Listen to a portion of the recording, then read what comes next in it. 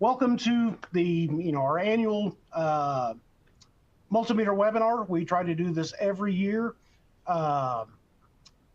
That's one of the things is we do webinars on different products, things like that. But we always try to give back to the industry. That we want to be as supportive as we can to customers, and not just for our products, but technicians have to work on a lot of different systems on today's vehicles, and almost every one of them requires you to use a multimeter. So not only for your daily job, but some of the things that come up a lot too is tech events. I see a lot of customers on the event today that are part of TMC SuperTech. They have in-house ones, state competitions, but all these things lead to the you have to have a good working knowledge of a multimeter. Is this webinar going to make anybody an expert today? No. Can it help you? 100%. And some of the things I've learned more than anything is this does give somebody a good eye opener of, ooh, maybe I don't understand as much as I thought I did. Maybe I need to get better. And how do you get better at using a multimeter? Is to use it. Again, in typical life of a technician in the shop, you don't always get electrical problems. You may be doing a lot of brakes, maybe doing a lot of winter type things right now. So you don't get to use as much as you should, but try to force yourself to break it out of the toolbox and make yourself use it. But we're gonna go over kind of just the basics on this. A couple things I want to reiterate is tomorrow, the next day after this live version, you will get an email for a recording of this webinar. Feel free to watch as much as you want to.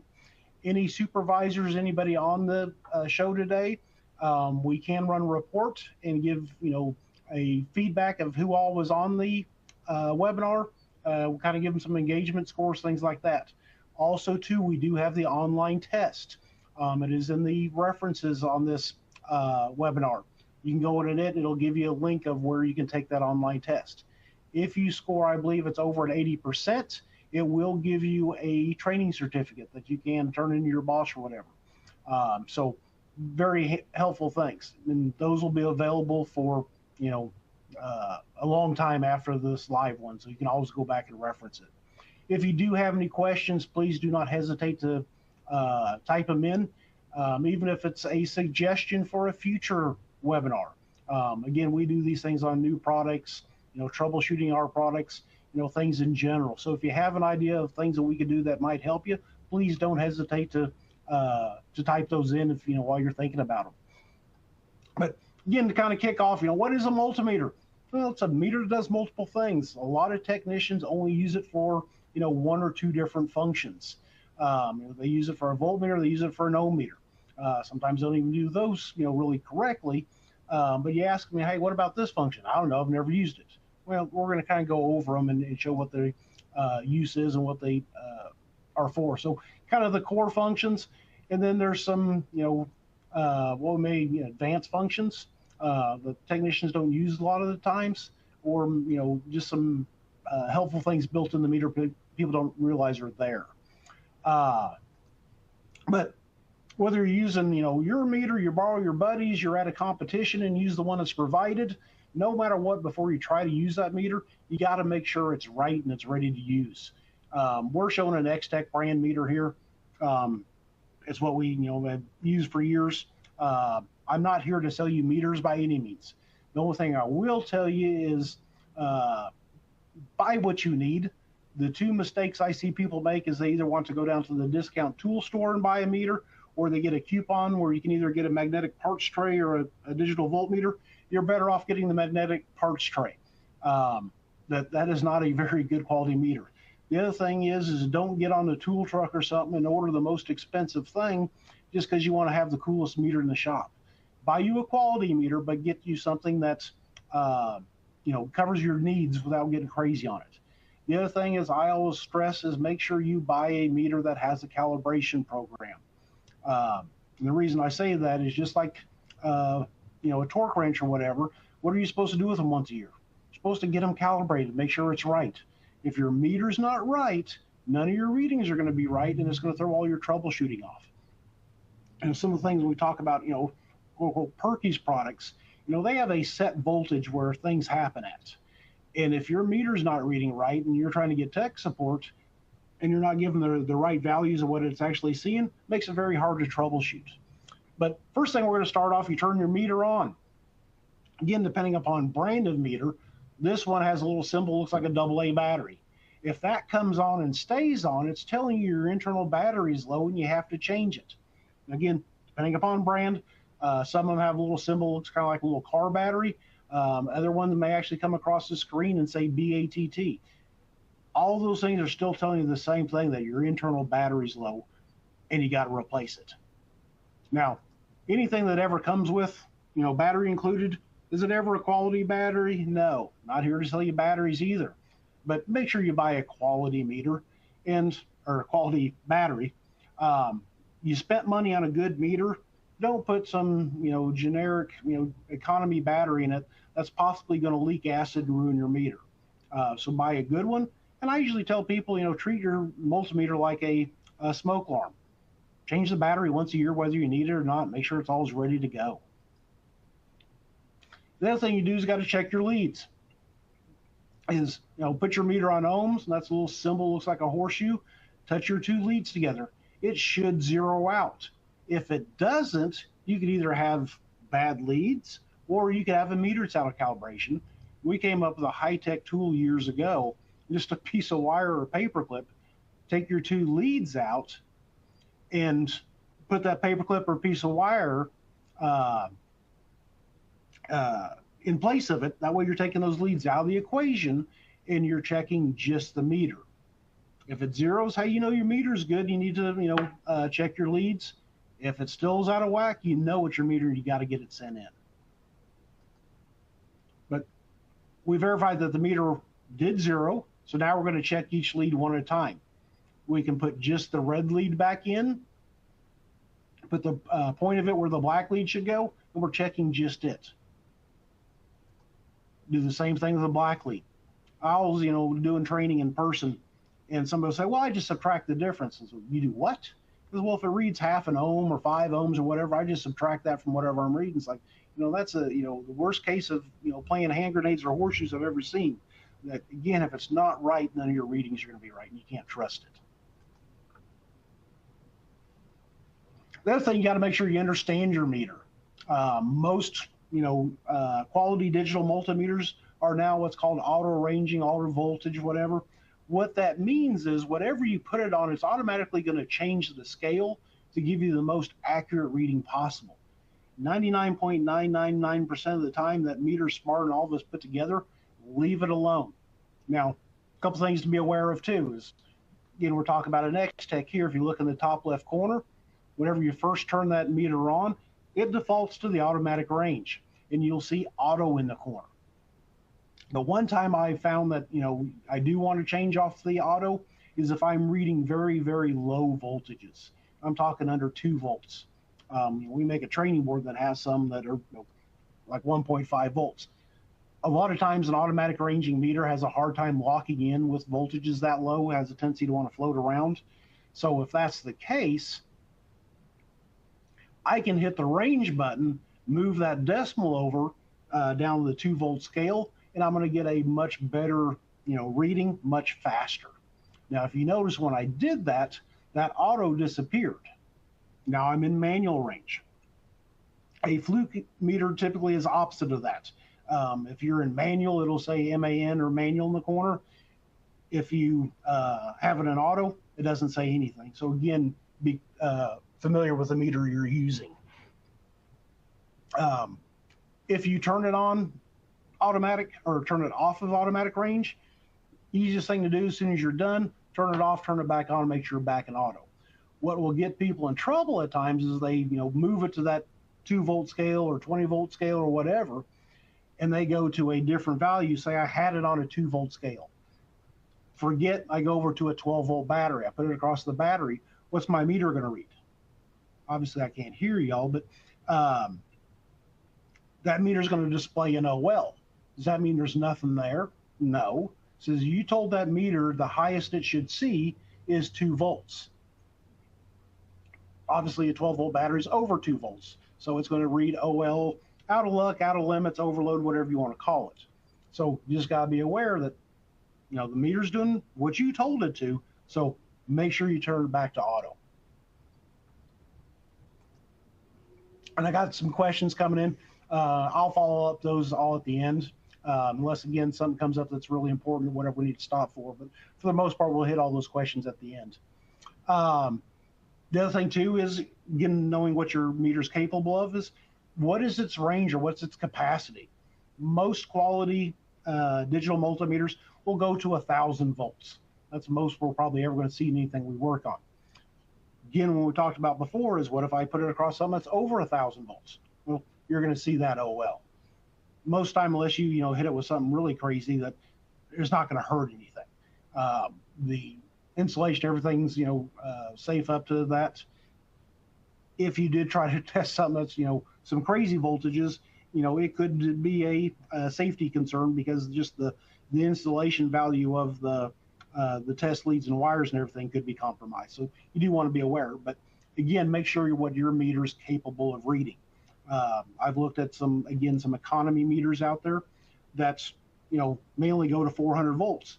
As we get into EV and some of those things, you could very easily be over that 400 volt range. So you need to make sure what your meter is capable of doing. Now, one thing too is, depending upon meter, when we talk about some of the different makes and models, that's with the X-Tech one, it has one knob position for voltage. The default when you first turn it on is going to be a DC voltage. So if you look at the screen here on the previous slide up there, you see DC in that corner top left. And depending upon brand, it may be somewhere else, but most times it's going to be in the top left of your screen. So if I want to go to AC voltage, I have to hit the mode button, and it goes from DC to an AC reading. If I'm not paying attention and I leave it on AC and try to go across a 12-volt battery, is it going to hurt anything? Probably not. Is it going to give you the right answer? No. So again, make sure what you are reading, if it's an AC or DC value.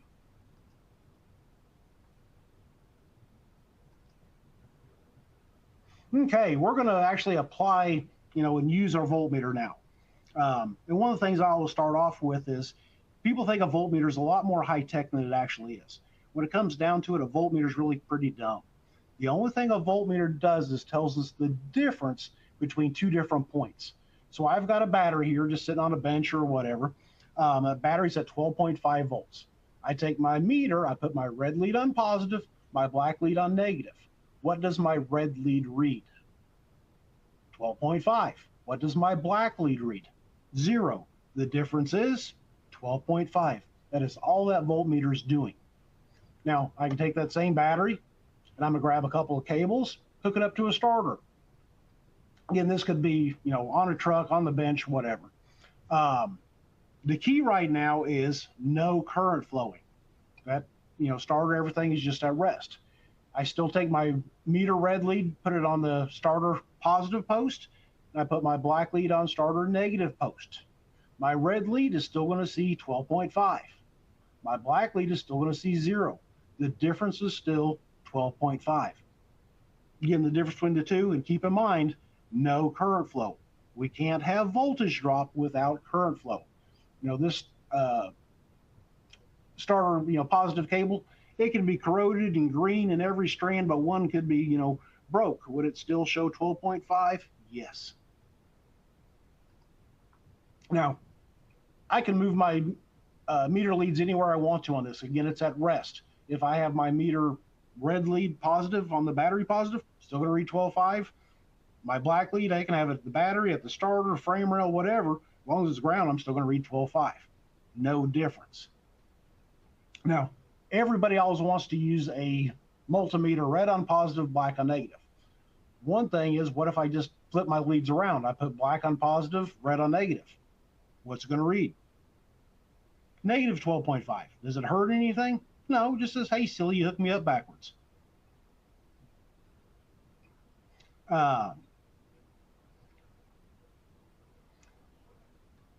So the one thing that is a caveat on that is if I had an old school analog meter and I hooked it up backwards, what would it try to do? Try to move the needle backwards. If it wasn't out of calibration before, it would be now. And one comment someone just put in on the question is the ratings of, you know, what a meter can handle. That's where you have to do your research on your meter and see what is it capable of handling. Is it rated 1,000 volts? Is it rated at 5,000? You know, same thing when you buy replacement meter leads. Those insulated probes in the wire all have a rating on them. And if you buy some generic ones, yeah, they may only have a 200 volt rating. And you could get hurt trying to do any service work on something higher than that. So not just what your meter can handle, but also the components you use with it. So hopefully that addresses the comment there. That, yeah, if you don't know, don't guess. Make sure you're doing things safely and you understand what the equipment is you have. One thing too is, you know, we talk about all these things is going back to, you know, how somebody uses a meter, red, positive, black, negative. Can I use a meter positive to positive? That still have my battery and cables here. I have my meter red lead on battery positive. I have my meter black lead on starter positive. So I'm at positive at both ends. What's it going to read? Battery positive, I'm still going to see 12.5. Starter positive, still going to see 12.5. Difference is 0. Does that mean there's nothing there? Of course not. Just means there is no voltage drop between there. Now, if I had my meter hooked up like this and my meter displayed 12.5, what would that tell me? Now, we do this, you know, type of fault on, you know, training boards all the time. And people see 12.5, their first reaction is, ooh, good, move on. That's 100% wrong, because if you're reading 12.5, that should immediately tell you there's a break in that wire. Now, odds of this happening on a big starter is pretty slim, but the same rules apply for any circuit you're working on. And the only way I could, you know, the meter would show 12.5 is I'm seeing red at battery positive, 12.5, and I would have to be seeing 0 at the other end of the starter. So, yeah, lights should be flashing, sirens going off, says, hey, here's your problem, quit messing with those other 5,000 wires. There's a break in this wire. And again, not likely to happen on starter cable or something, but say this is a blower motor circuit. You could have a fuse blown, a breaker tripped, a switch open, any number of things, but it should immediately tell you, I don't have a connection from point A to point B anymore. Now, if I can do it on positive, can I do it on negative? Of course. I'm still going to read 0 at the battery negative. I'm going to read 0 at the starter negative. Difference is 0. So again, the key point right now is no current flow. I can't have voltage drop without current flow. Well, guess what? Now everything's going to change because we do have current flow.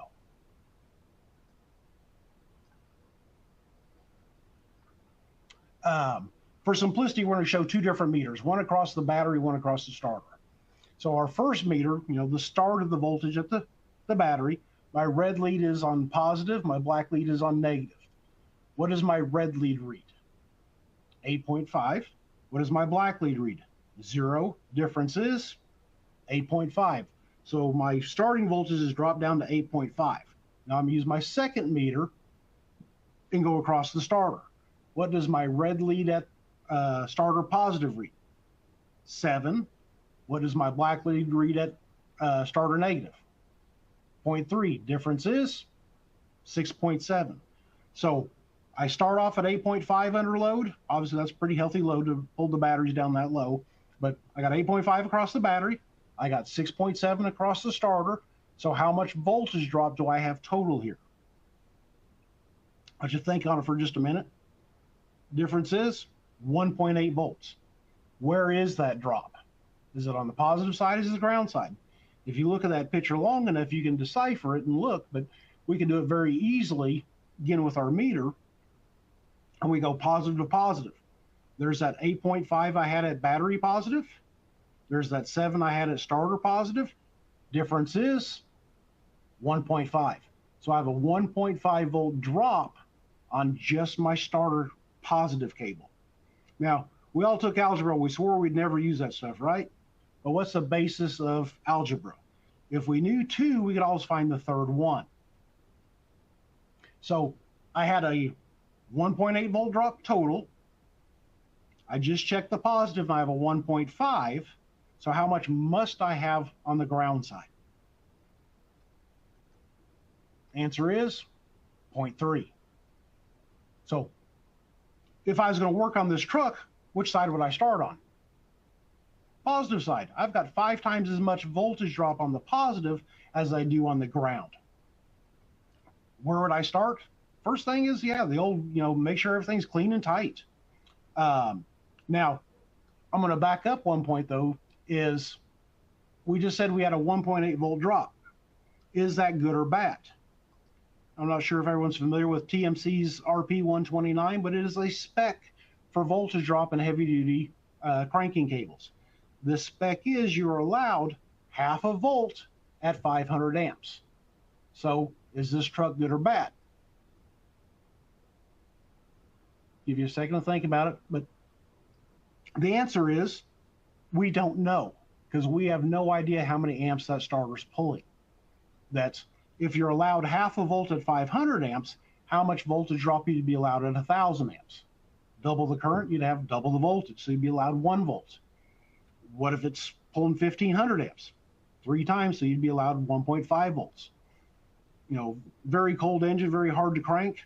You could easily go over 2,000 amps, then you'd be allowed 2 volts, and your 1.8 be right. But here we don't know. Now, a lot of the people that are on the call, some of the equipment they use in their shops, and a lot of the handheld electrical system testers do voltage drops, and that's all they're doing. Is they have a large set of leads you put across the starter alternator and a set of external leads you put at the battery. It loads it down, does all the calculations for you based on what you told it. Hey, if I'm checking an alternator, you put in how many amps it is. If it's a starter, it comes back and tells you. Based on that spec, you pass or fail.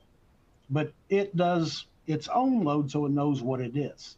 So you just have to be very careful that if you don't know what the current is, it's not a fair test. But, we're talking about cranking cables. There's spec for charging cables. And there's all kinds of other things that, we worked with a fleet years ago that was having all kinds of issues with switches and all kinds of things failing in cabs. Long story short, we went out and did a bunch of voltage drops on the cab ground. And because they had such a poor ground for the cab, that if voltage goes down, current must go up, and it was causing lots of switch failures, everything else. Again, there wasn't a spec for it, but we made one and went out and did testing. Kind of a summary of voltage. One of the biggest things is voltmeter only reads voltage and tells us the difference between 2 different points. In order to have voltage drop, you have to have current flow. And I see people forget all that all the time. Especially trailer lighting issues, that lights seem dim or not working. The first thing everybody wants to do is go up and unplug the 7-way from the trailer and plug their voltmeter in. Well, when you unplugged it, you took all those loads away, so you're going to, of course, see very good voltage, but that's not a fair test because, again, there's no load. All right. Next thing we're going to talk about is an ammeter. There's 2 different types. The first type we're going to talk about is a shunt meter or an inline. Before you use this, again, especially if you're borrowing someone else's meter or somebody borrowed yours and messed it up for you, before we try to use our ammeter, we want to check and make sure that internal fuse is good. Most meters, if you turn your meter to ohms, leave your red lead in the proper spot, and take your point of the red lead and put it where the 10 amp port is. Most meters I've ever found, that's you get 1 of 2 readings. You're either going to get OL saying that fuse is blown, or you're going to get a very low resistance saying that fuse is good. That if you open up your meter, this is what those fuses look like. Again, a lot of meters have a 10 amp function and will also have a 400 milliamp function. one thing is, how many amps is 400 milliamps? Answer is, it's 4/10 of 1 amp. That's very, very low current. Most technicians are never going to have to read anything that's going to be that low that they need that scale or anything. So I don't even worry about training on it. Usually the first time they try to use it, they blow the fuse anyway. So I'm only going to concentrate on the 10 amp function. But that's the one on the right. Those are special fuses. That these are not something you're going to go down to the local parts house. It's going to be more of a specialized type place to get them, or tool truck. But these are what's referred to as a fast-acting slow blow fuse. They are designed to handle that 10 amps all day, but if you do something silly, they are going to blow quickly to protect your meter. If you do happen to blow the fuse, make sure you replace with the proper one. This is not a time you want to use a Wrigley's wrapper, a 22 shell, a fuse out of your old pickup, whatever. It is a special fuse. So make sure you replace with the correct one. But the other question always comes up too is, where would I use this? So I've had this meter for 15 years. I've never used this function. Well, probably the best example is, you got that one tractor. Every Monday morning it won't crank. Batteries are dead. What's wrong with it? Well, you got two things it could be. You could have a shorted cell battery that is self-discharging and also pulling down the other batteries, or more than likely it's a parasitic draw. Now, if you want to be lazy, you go out there on Friday, pull the battery cable. If you come back in Monday, reconnect the cable and it cranks, it tells you it's not a battery problem, otherwise they'd still be dead. So it's got to be a parasitic. But how are we going to find it? And that's where we can use this meter. Now, oversimplified drawing here, obviously. Very few of our trucks that we have in fleets have one battery, one positive cable, one ground cable. But for simplicity, that's what we're showing here. What we want to do is put this fuse holder in line first. Now, all this fuse holder is just, any generic fuse holder you have laying around the shop. Get you a couple alligator clips or something, put up the ends. Take the ground cable off and put that fuse holder in first. In that fuse holder, you should use a 10 amp. Same thing what your meter's rated at. So if you put it in line and it doesn't blow that fuse, says, hey, we know it's less than 10 amps and we're safe to put our meter in line. Now, a couple things you got to be careful of doing this. Again, we said that you can have multiple grounds. If you do, make sure you pull all the grounds off the batteries, put a bolt through them all, then put your fuse holder in line. What we want to do is make sure we're not missing any loads. Now, to hook our meter up, what we want to do is put that meter in parallel. So if you see, we still have our fuse holder in line and we have our meter in line in parallel to it. The reason we show doing this is, anytime you disconnect battery cables, do you see a spark? Yes, you still have devices on that are wanting to stay on. So they're going to try to jump that air gap and keep power flowing. Whenever you reconnect the battery cables, what do you see? Usually a much bigger spark, because all those electronics that had discharge, the first thing they want to do is recharge all those internal capacitors. So you can see a fairly healthy inrush when that first happens. So leaving our fuse holder in line first, then put our meter in line parallel to that, so we're not making and breaking that circuit. Now, another thought question for everybody. With the way it's hooked up right now, if I had a 2.5 amp load, what would my meter display? Give you a second to think about it.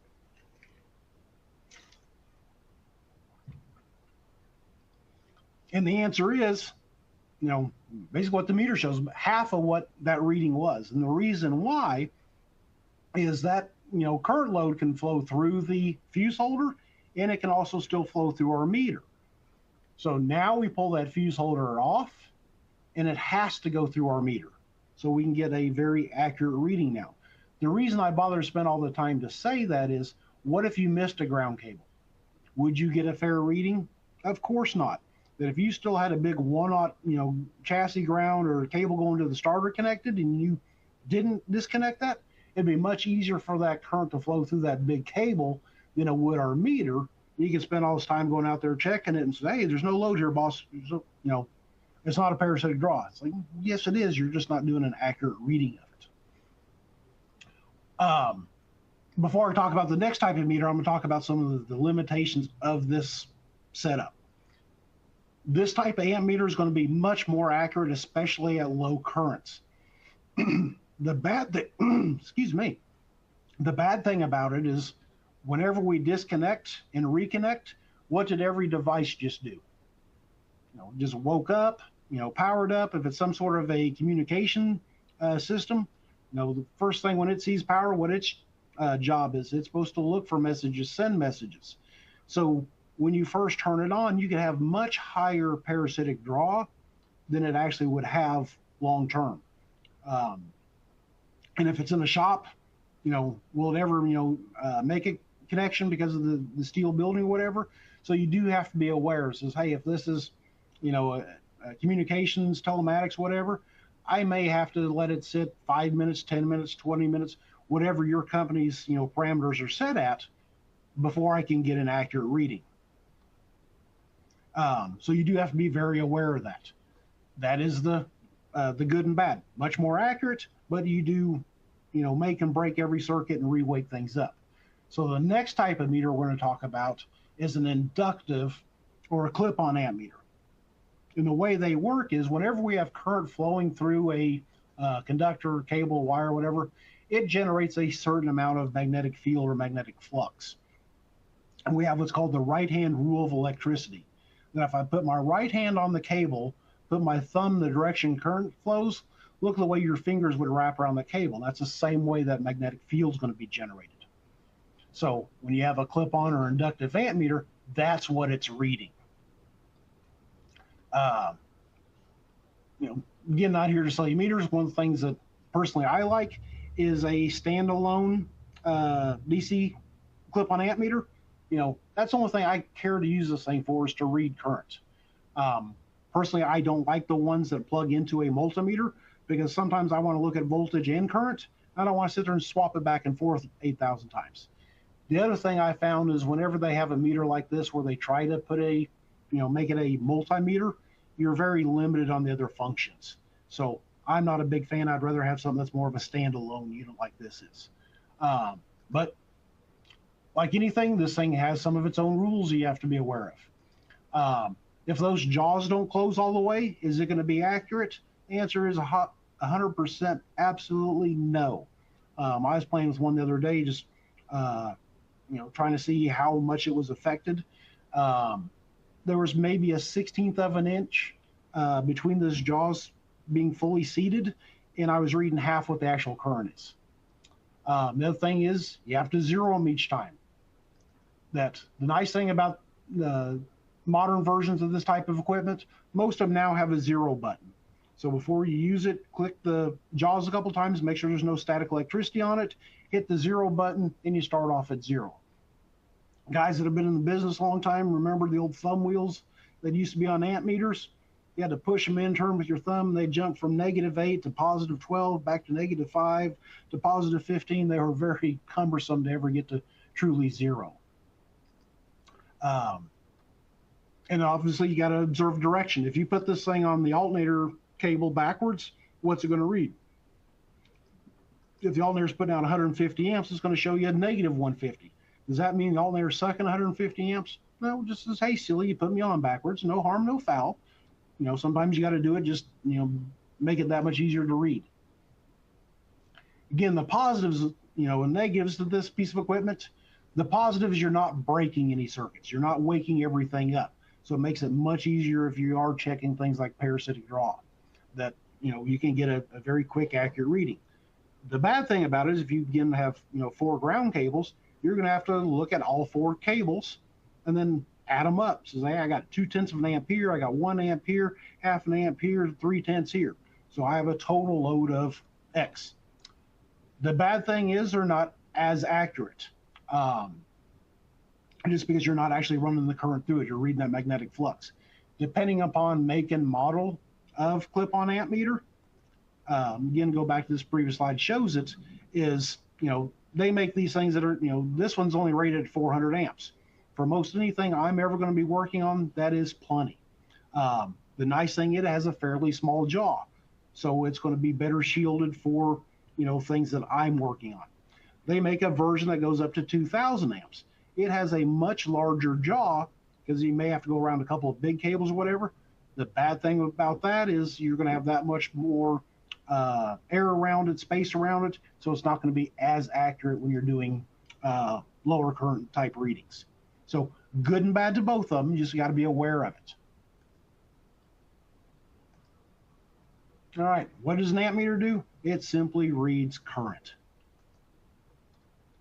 All right, next thing we're going to talk about is an ohm meter. Everybody uses this all the time. They swear they know how to use it.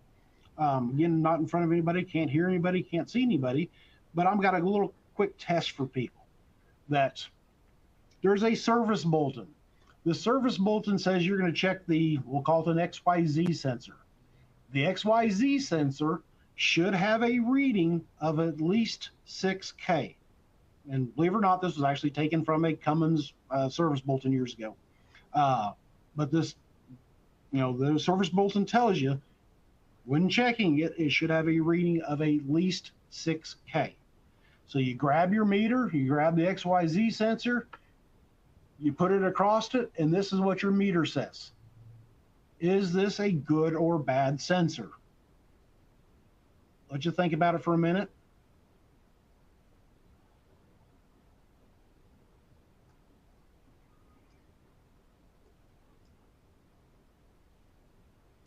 First off, on the service bulletin, what is 6K? 6K says 6,000. They're looking for a reading of at least 6,000. That's all they care about. What they're looking for is basically an open or an infinite reading. This meter reading is actually 5,460,000 ohms. Is that more than 6K? 100%. Usually at least half of you, when I do a classroom presentation of this, at least half get it wrong because they don't understand the M's and the K's or what that meter's telling them. So if you do see an M, that means 10 to the 6th power, add 6 decimal points to the right. You got several more of these we'll go through right quick, try to go through fairly quickly. Second one, we got a 99.0K. How many ohms is that? That was a little easier, 99,000. Next one here, 9.58 M. So if we see the M, we know that's million. So 9,580,000. Now, one thing is, if you ever do one of my stations in the competition, is I'm a stickler. If you don't write it all the way out, I don't know if you understand what that meter really told you. I always tell people when my son was 10 years old, he could write down what the screen said. Did he have a clue what it meant? The answer is no. So I am a stickler, but I try to be, at least somewhat fair. If I look at this quick, easy answer, how many ohms is that? No. Answer is 990,000, but if someone told me it's a million, hey, close enough. You understood what that meter told you. Here's another one, 9.76K. How many? 9,760 ohms. 21.71K.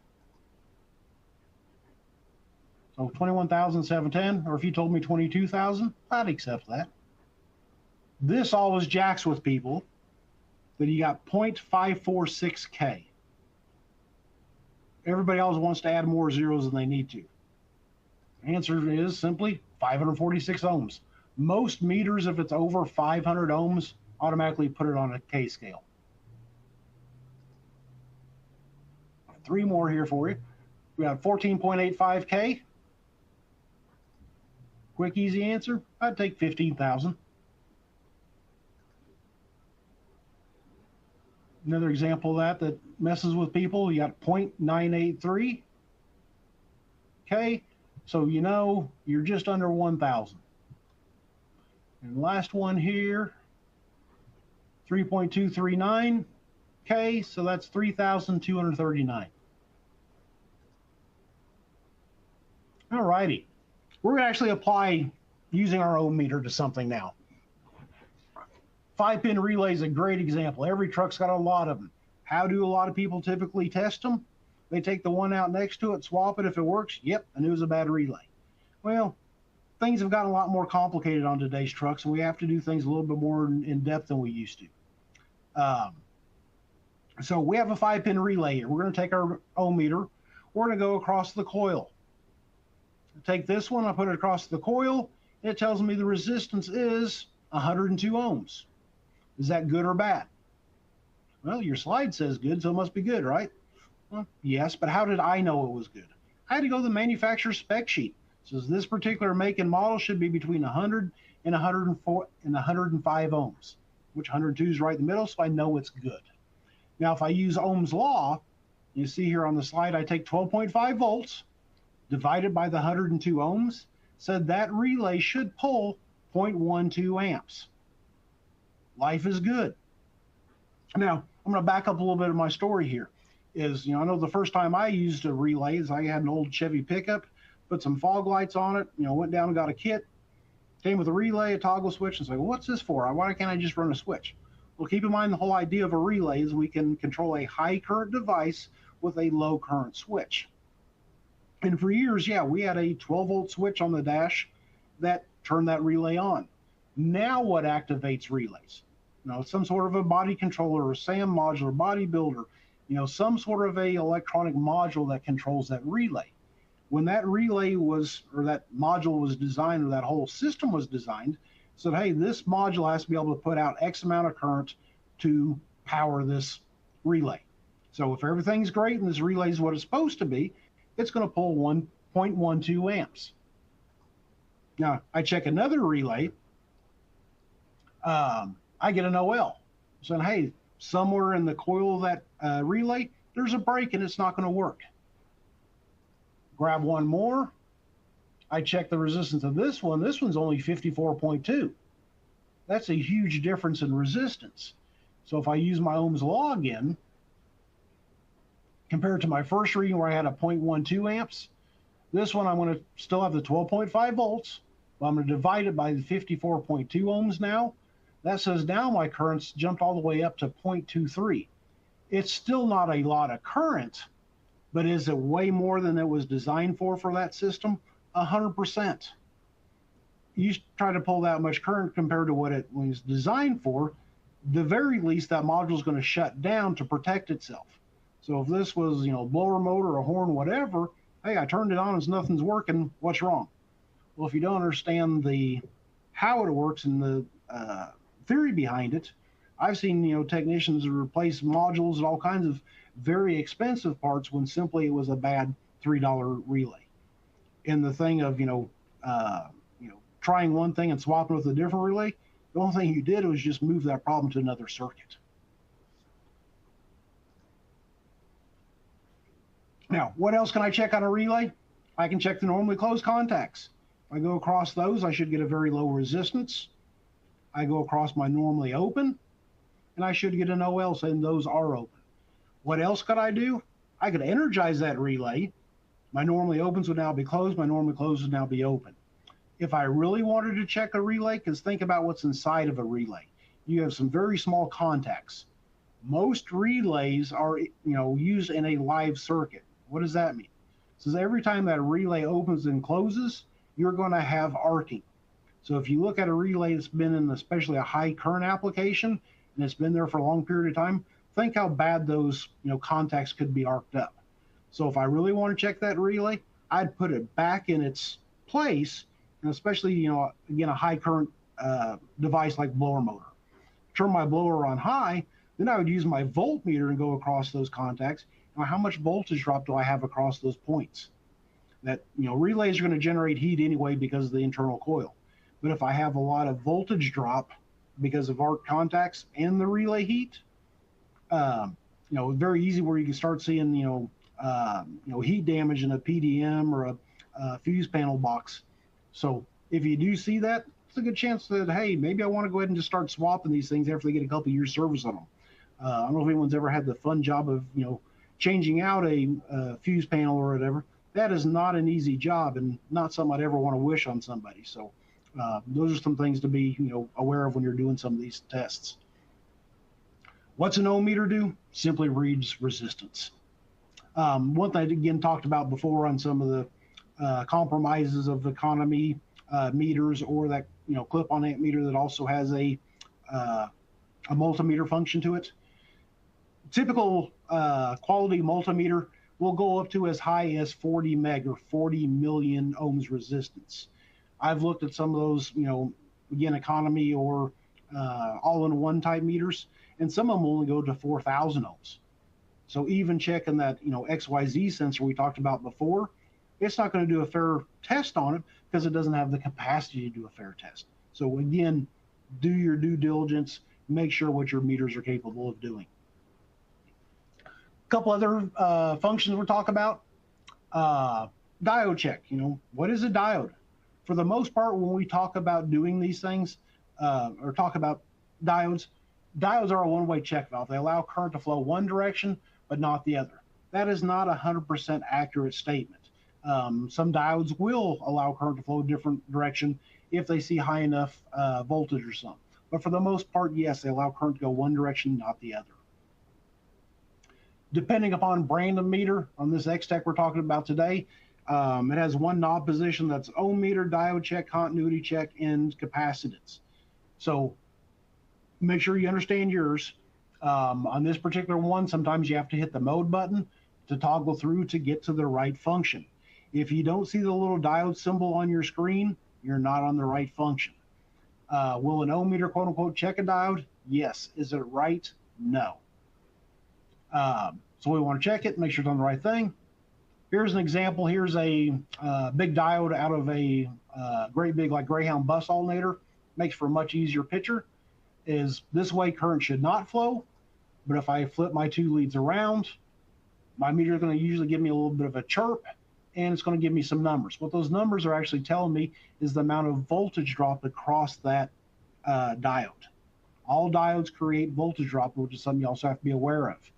It's a great way you can control current, not let something backfeed, but you have to be careful that, it can allow voltage drop, and depending on type and quality of diode, how much is that voltage drop is going to cause, other issues possibly. Here's a diode that's open. Doesn't matter which way I put my leads, flip them around, it's going to show open, does not allow current to flow either direction.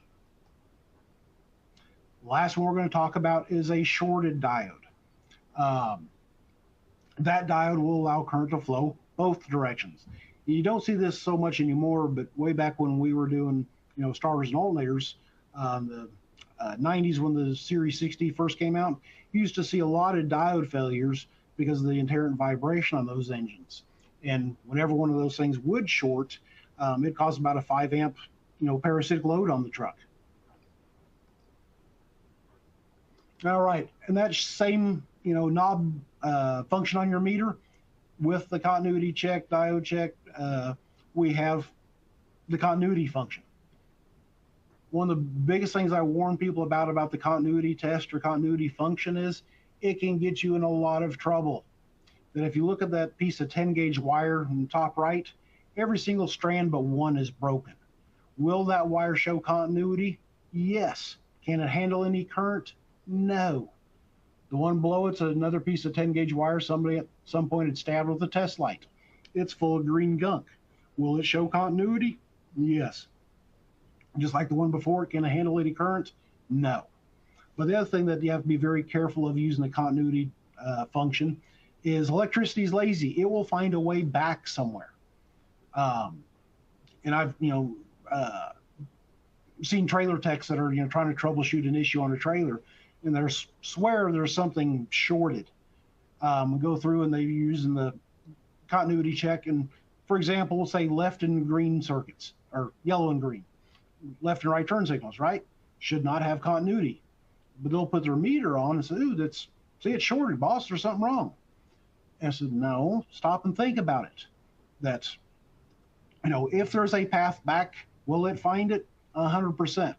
And on lighting, one of these things that are common things happen, it'll go through the filaments of the bulb. So it'll show everything is quote unquote shorted.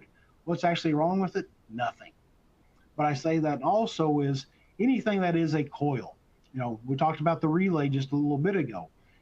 if I go to one side, or the positive side of the relay, and I touch anything that's quote unquote ground for the other side, is it going to show continuity? Yes, because it's going through that coil of that relay back to ground. Is there anything wrong with it? No. What is an air conditioning, clutch? It's a coil. A starter solenoid or mag switch. Those are all coils, and they will have a path back. So you do have to be very careful when you're doing any of those. A couple other functions you can just cover right quick and make sure we have a few minutes for questions. Hold function. Many of y'all that have seen me in person know I'm not the most coordinated person. So can you imagine me trying to take all these pictures of the screen and hold meter leads? The nice thing is you put your meter leads across battery, diode, whatever you're working on, you can hit that hold button, it'll freeze those results. So it makes it very easy. So, again, maybe a tech in the shop checking that XYZ sensor, you can lock in that value, go back and say, hey boss, this is what I got. What do you think? Min-max functions on most every meter, but it would also take another hour to go over all the different makes and models and how they work. But bottom line, it gives you a button that you can see the highest value you saw and the lowest value you saw. The thing I actually think is probably the coolest thing on a meter is relative function, and that has nothing to do with your family. Relative actually allows you to basically zero out your meter and see what a difference was.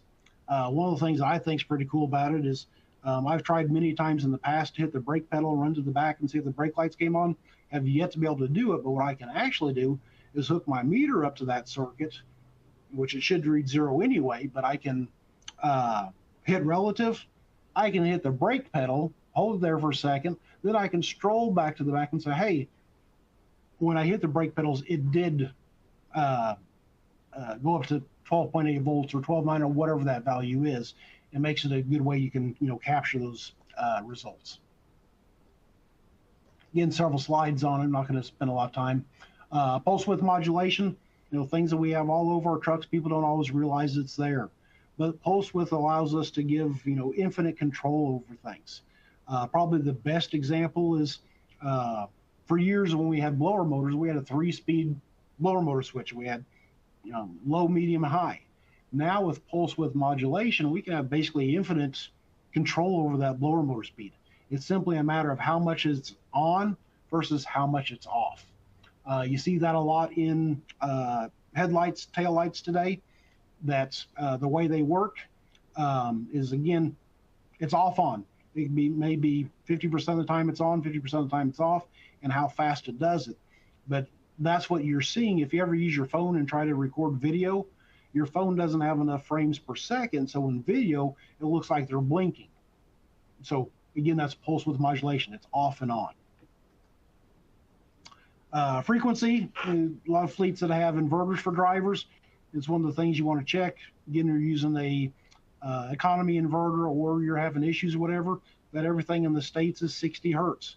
And if an inverter, someone bought some inferior economy units or maybe it started to fail, your frequency could start going haywire. And that will jack with how some devices work. This is that meter cheat sheet that's in their reference library. Feel free to pull it up, print it out, laminate it, put a copy of it with your meter. That's where you should have it. And we're about done, but I please urge you not to jump off yet, because we do have a survey for you. We're going to hit some questions. And also, too, is, again, if you have any suggestions of things you'd like us to cover in the future, please type them in comments or whatever. But we did have a few questions I do want to try to cover right quick. I try not to do anything that's salesy on these or opinions, because sometimes a little taken out of context, but we will try to look at some of these right quick. One question was, what's my experience of the best price of meter and calibration? The two I know of, the best firsthand is X-Tech and Fluke. Both have good calibration programs.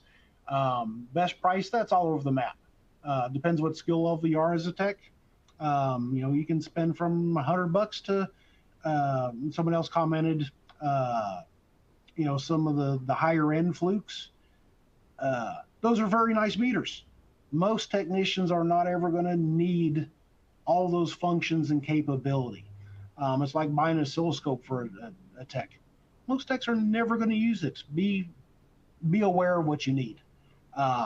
One thing is too is if you live in a town that has a vocational school, shop pawn shops.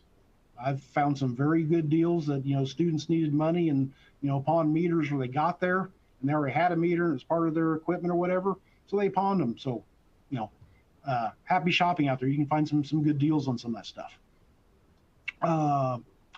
Another question goes back to what I talked about, your meter showing 12.5 when you have that cable open.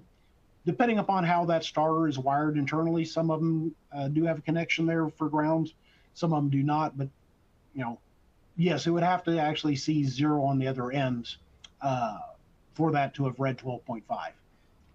Most any circuit you're going to do, yes, it would see a negative, or not a negative, but a 0 reading to give you that reference. I think that's it for questions that we've not already covered. If you do have any, feel free to hurry up and type them in. Do want to remind you, again, survey and follow up here at the end. You will all receive an email tomorrow, usually around noon Central Time, where there is a link to this. And also in the resources part of this, you can go and take that online test. If you have any problems, feel free to send me a message.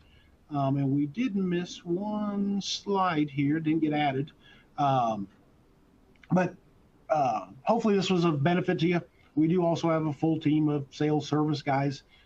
Some of you have met us in person or whatever. If there is something we can help you with, please don't hesitate to reach out and arrange an in-person training or anything like that we can do for you. But other than that, I want to thank you for your time today. Please stay on for the survey and let us know if there's anything to do.